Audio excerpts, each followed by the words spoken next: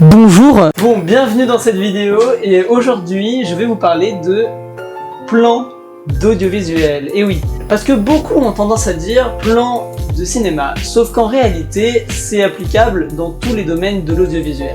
Dans cette vidéo je vais vous expliquer comment, via différents plans d'audiovisuel, on peut venir amener une atmosphère à un court-métrage ou à un film. Donc quand je parle d'une atmosphère, je parle d'arriver à placer une intention derrière notre court-métrage. Pour ceux qui sont un peu débutants et qui connaissent pas trop, on va commencer par les plans les plus basiques, donc les plus généraux que tout le monde utilise. Donc en premier, on a le plan d'ensemble. C'est un plan qui va venir tout simplement prendre un ensemble d'éléments. Donc ça peut être des personnages, ça peut être juste simplement un décor. C'est en fonction du choix du réalisateur. Vous étiez où à 20h30, monsieur? Bah, j'étais dans la rue. D'accord. On a ensuite le plan moyen qui correspond à peu près au plan d'ensemble, sauf que là c'est un plan qui est beaucoup plus centré sur des personnages. Donc c'est un plan qui va venir cadrer des personnages des pieds à la tête. Et c'est quoi vos chaussures que vous avez laissées à l'entrée? On a ensuite le plan américain. Donc le plan américain c'est la même chose qu'un plan moyen, sauf qu'il va venir cadrer les personnages à mi-cuisse, donc à moitié de la cuisse. C'est des plans beaucoup utilisés dans les westerns parce que ça permet notamment de beaucoup mieux mettre en valeur les mouvements des bras.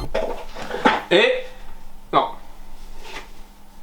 On a ensuite le plan rapproché. Donc le plan rapproché c'est un plan qui va être plus proche du personnage et qui va venir l'isoler du fond extérieur. Si. J'ai retenu quelque chose contre vous, monsieur. Ah bon? Vous avez une Dacia. Mais c'était des bananes AirPods. Donc dans ces plans rapprochés, on a des nuances, on a des plans rapprochés poitrine ou des plans rapprochés épaules qui vont venir simplement cadrer, pareil, pour isoler le sujet à la poitrine ou aux épaules. C'est tout simplement en fonction du choix du réalisateur. Ah. Mais ils étaient wish. Non. S'il vous plaît, le jaune. On a ensuite le gros plan, donc c'est un plan qui va venir cadrer la tête d'un personnage pour mettre en valeur ses expressions faciales. Allô?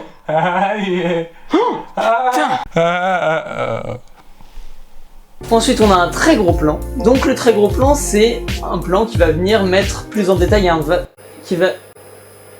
ça va servir notamment à mettre en valeur des petits détails qui sont assez importants. J'arrive tout de suite.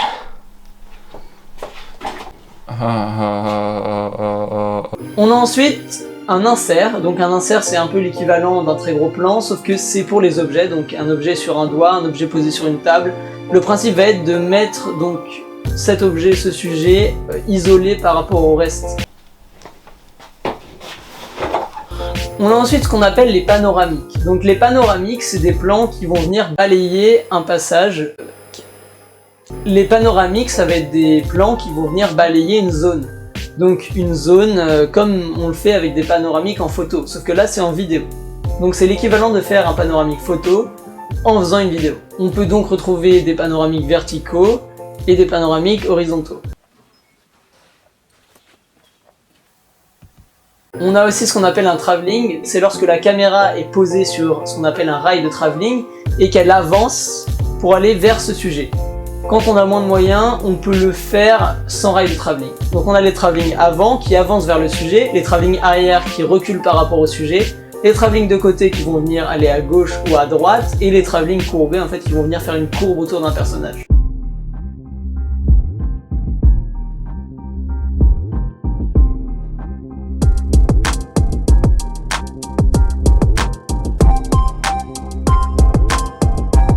Donc maintenant qu'on a vu les plans les plus basiques utilisés, que vous avez sûrement déjà vu dans beaucoup de films, maintenant on va essayer de voir comment on peut instaurer une atmosphère, provoquer une émotion chez le spectateur via l'utilisation de certains de ces plans. Premièrement, on va voir comment on peut donner une atmosphère inquiétante. Donc pour donner une atmosphère inquiétante, c'est très simple, on a plusieurs moyens. Le premier, c'est d'utiliser ce qu'on appelle un plan hollandais. Donc un plan hollandais, ça va être un plan fixe, comme là vous êtes en train de regarder un plan fixe qui va être légèrement penché. Donc en fait, l'avantage de ce plan, c'est que ça va déstabiliser le spectateur, qui va donc avoir une sensation désagréable, d'insatisfaisance un peu, et donc ça va pas l'inquiéter directement, mais le mettre déjà dans une situation désagréable, qui va le faciliter à être du coup inquiet.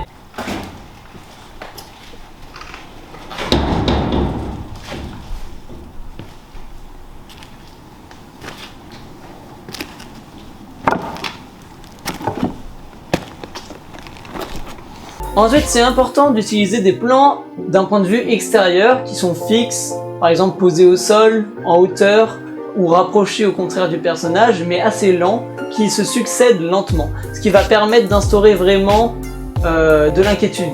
Donc dans ces plans-là, on peut faire un plan en plongée. Donc un plan en plongée, c'est lorsqu'en fait on se place au-dessus du sujet pour plonger la caméra dans sa direction. Ou encore un plan subjectif, donc c'est à ce moment-là lorsqu'on se met à la place directement du sujet, donc du personnage, et que par exemple le personnage marche, on avance avec lui pendant son action, comme si la caméra était sa tête.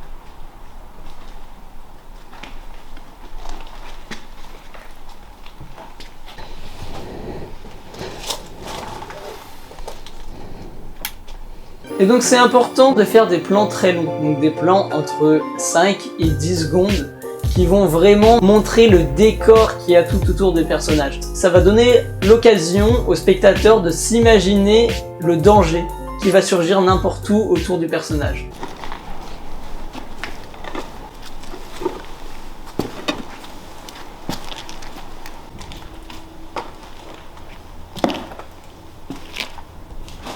Donc faut pas hésiter non plus à faire des plans vraiment assez larges, qui soient en mouvement, qui soient fixes, en plongée, ou alors qui soient directement rapprochés au niveau de son visage. Ne pas trop isoler non plus le sujet, sinon le spectateur va oublier qu'il y a un fond derrière. Donc maintenant on va voir comment donner du suspense.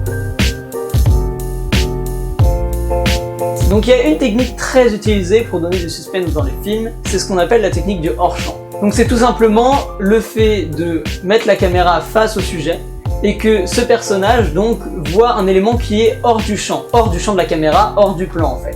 Et donc la caméra ne va pas filmer cet objet, elle va juste filmer la réaction du personnage. Donc ça va provoquer en fait chez le spectateur de l'attente, donc du suspense, ça va lui donner envie de savoir ce qu'il y a derrière ce champ, parce que lui ne va pas le voir. Et elle va attendre le contre-champ du coup qui va montrer cet élément. Donc ne pas hésiter à faire des hors-champs, pas trop, encore une fois, parce que si on abuse de certains plans, ça devient n'importe quoi après. Mais faut pas hésiter à faire certains hors-champ pour montrer vraiment que c'est quelque chose d'important que le personnage voit. Encore une fois, comme l'inquiétude, parce qu'il y a une part de suspense dans l'inquiétude, pour donner une atmosphère de suspense, faut utiliser des plans qui sont assez longs, entre 5 et 10 secondes également. On peut utiliser les mêmes techniques que les plans qu'on utilise pour donner une atmosphère inquiétante, sauf que là, il faut éviter de faire des plans hollandais ou des plans qui peuvent déstabiliser le spectateur parce qu'on est plus dans une attente que au contraire dans l'inquiétude. Donc c'est nécessaire dans ce cas-là de faire des gros plans sur le personnage pour montrer donc qu'il attend quelque chose. Donc là, à ce moment-là, ça va être au personnage, à l'acteur, de faire ressentir ça par ses expressions faciales.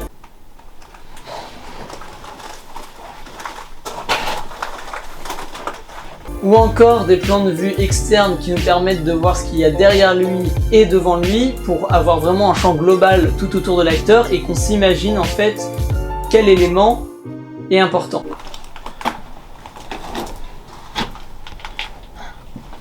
Et aussi, très important également, utiliser des inserts pour montrer des petits éléments qui sont importants et pour montrer le décor via certains objets.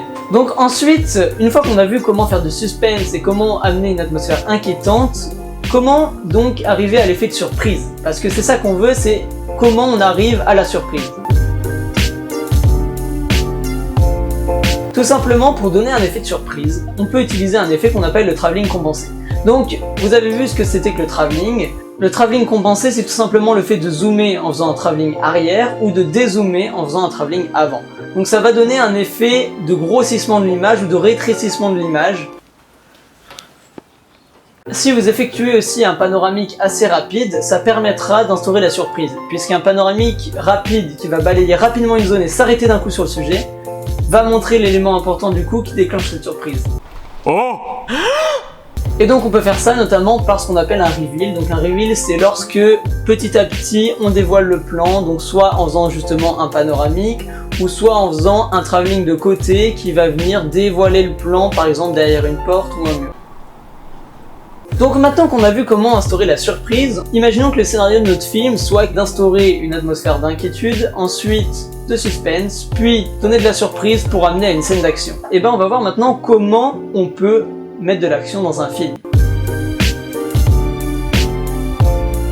Donc c'est très important, pour instaurer de l'action, il faut faire des plans courts, réguliers. C'est-à-dire des plans qui vont être entre 2 et 5 secondes, pas plus, sinon on va vraiment rentrer dans quelque chose de lent et on va revenir dans une autre atmosphère. Donc pour l'action, pareil, il faut éviter de faire des plans fixes, parce que les plans fixes, ça va aller à l'inverse de l'effet qu'on veut donner, puisque pour rendre plus immersif la scène d'action, il faut que le spectateur se sente dans la scène d'action, donc qu'il y ait des plans en mouvement. On peut faire ce qu'on appelle un Don Juan ou un tracking shot. Donc c'est à peu près la même chose, sauf qu'un tracking shot, ça va être effectué d'un peu plus loin.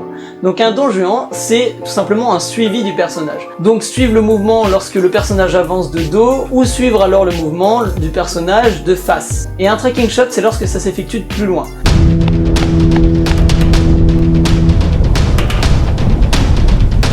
Donc quelle est la différence? C'est qu'un Don Juan, ça va mettre l'accent plus sur le fait que le personnage est imposant, alors que le tracking shot, ça va plus donner l'impression que le personnage a de l'importance sur le décor.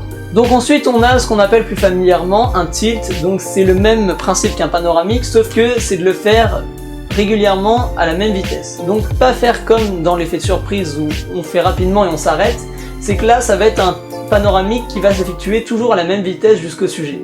Et donc ça permet en fait de le mettre à la même vitesse que les plans en mouvement, en faisant une sorte de, entre guillemets, plan fixe, puisqu'il ne se déplace pas sur les 3 axes de 3D, mais donner quand même de l'immersion. Donc ça va servir par exemple s'il y a une chute, faire un tilt vertical vers le bas, et ben ça va servir justement à modéliser cette chute pour qu'on la voit bien et qu'elle soit bien cadrée, sans faire un plan fixe, et un tilt horizontal pour par exemple un saut. Pour mettre des personnages plus supérieurs par rapport à un autre, on peut utiliser ce qu'on appelle le contre-plongée. Donc on a vu tout à l'heure la plongée qui était le principe de mettre la caméra en plongée vers l'acteur. Là, c'est tout à fait l'inverse, c'est le principe de mettre la caméra en contre-plongée vers l'acteur. Donc ça va permettre en fait de le rendre plus imposant. Donc si vous voulez les mettre à égal, vous mettez 2 plans moyens ou américains. Et si vous voulez les mettre l'un supérieur par rapport à l'autre, vous en mettez un en contre-plongée et l'autre en plan moyen ou américain. Maintenant on va voir comment on peut passer d'une scène d'action à du comique, donc comment instaurer du comique dans une scène. Pour le comique, il faut faire des gros plans sur les personnages principaux. Des gros plans au niveau de leur visage parce que ça permet notamment de partager leur expression faciale. Faut pas hésiter à faire des prises de vue subjectives depuis un objet justement qui inspire le comique.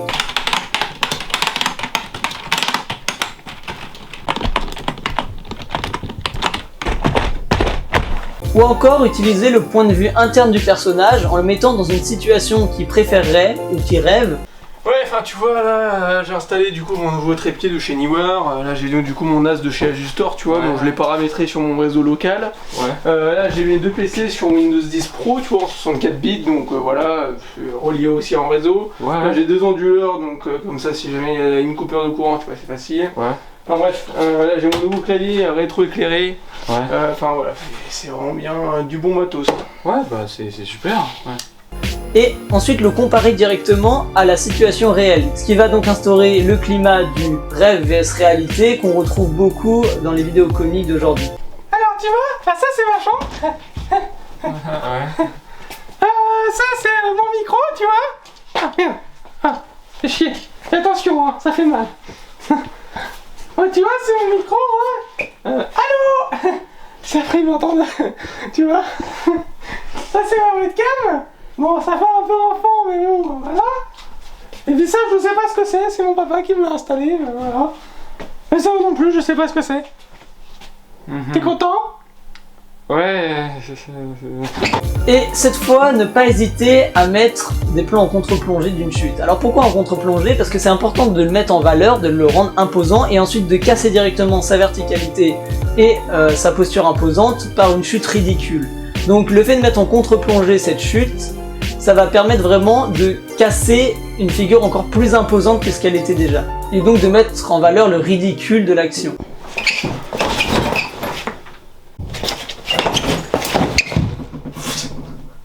Bon, j'ai fait le tour d'un certain nombre de mises en situation, donc dans lesquelles vous pouvez utiliser certains plans. J'espère que cette vidéo vous aura aidé un peu quand même au niveau des conseils, que ça vous aura été utile. N'hésitez pas à la partager, à liker, à commenter si vous avez aimé ou si d'autres personnes ont besoin de ces conseils. Si vous avez des questions, mettez des commentaires, j'y répondrai. Et si jamais j'ai la flemme, j'y répondrai pas. Voilà. N'hésitez pas aussi, si jamais vous voulez d'autres vidéos dans le même thème ou d'autres mises en situation, à me le dire aussi dans les commentaires, histoire que je prépare d'autres vidéos de ce genre et que j'en fasse sur d'autres mises en situation. Comment, je sais pas, par exemple, j'ai pas d'idée là sur le coup, mais si jamais vous avez des idées pour d'autres concepts de vidéos toujours dans le cinéma, n'hésitez pas à me le dire aussi, parce que cette chaîne est un peu faite pour ça également.